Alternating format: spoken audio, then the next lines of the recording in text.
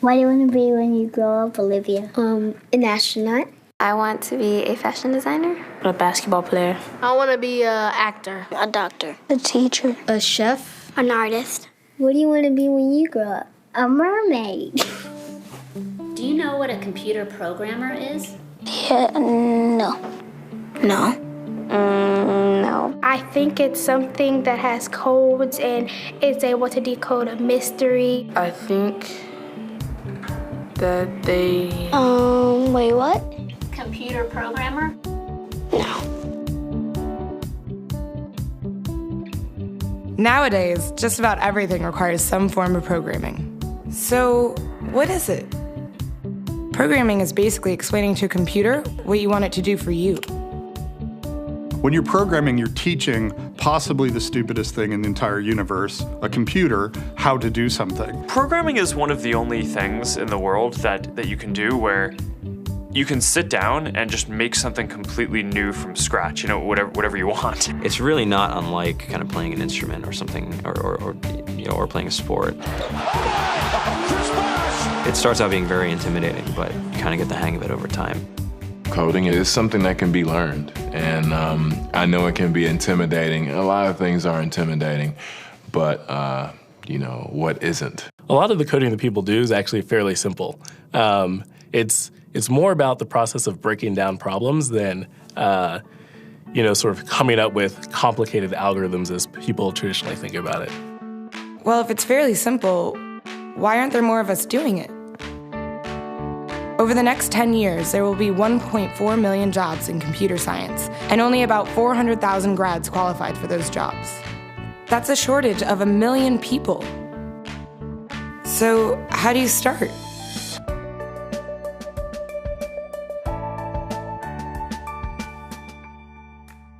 I was obsessed with maps when I was a kid, and cities specifically. So I taught myself how to program. I had a very clear goal of what I wanted to do, which is to see a map of the city on my screen and play with it.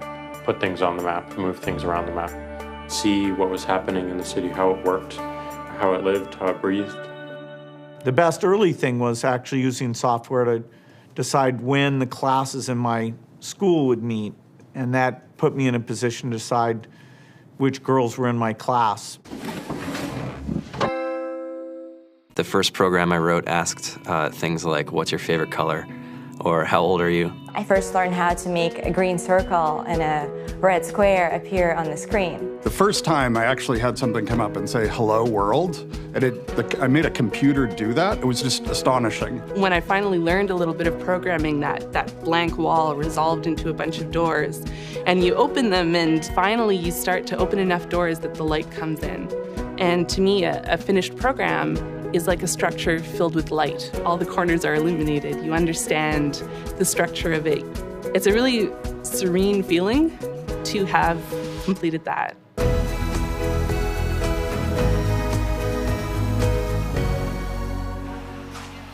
It took me some time to realize that creating things with your hands or creating code, creating programs, is just a different way to express creativity.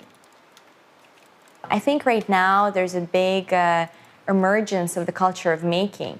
People who make their own scarves and hats, people who write their own apps. Now it's just limited by your imagination and sort of what kinds of ideas what kind of understanding can you build into the computer so that it can do these things that were previously impossible.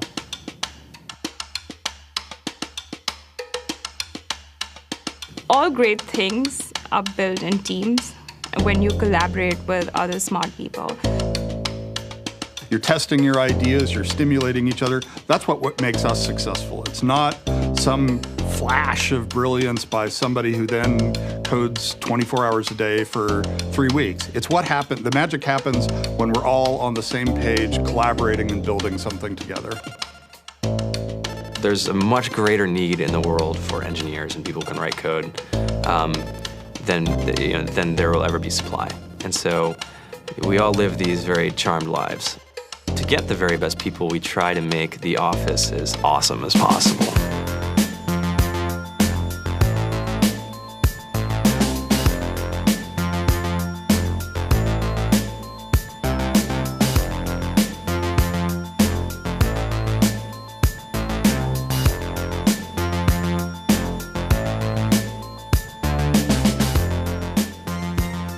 We have a fantastic chef, Free food, breakfast, lunch, and dinner.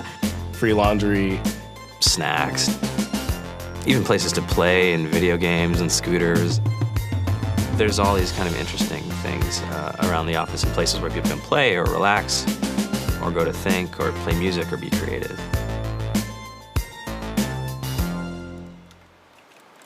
I went on the Bureau of Labor Statistics for the United States, and there's about a third of the pie that's all the things you would expect. It's, they're working in the government, they're working in typical technology jobs. But then, like, the rest of the pie, and it was the majority of the pie, just split down into these little teeny slices of every industry imaginable. And what it is, computers are everywhere. You want to work in agriculture? Do you want to work in entertainment? Do you want to work in manufacturing? It's just all over.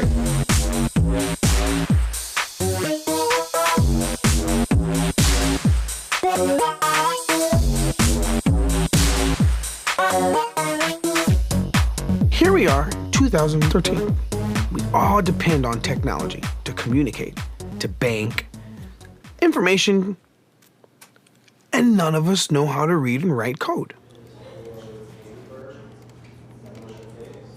So you guys, what else? Who else has an idea of what we can change with our programming? What else can we do? Tiffany?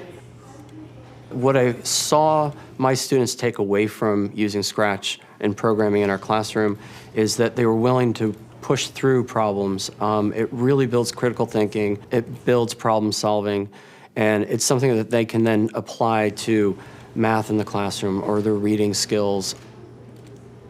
We integrated science with this programming, and I saw my scores go up 30%.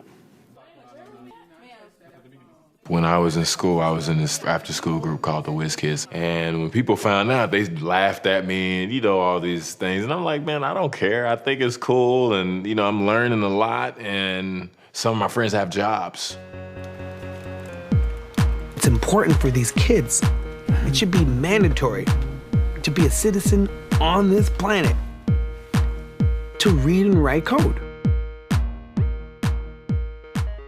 I just think you have to start small, right? And I think that's one of the biggest misconceptions about computer science and programming overall is that you have to learn this big body of information before you can do anything. You don't have to be a genius to know how to code. You need to be determined. Addition, subtraction, that's about it. You should probably know your multiplication tables.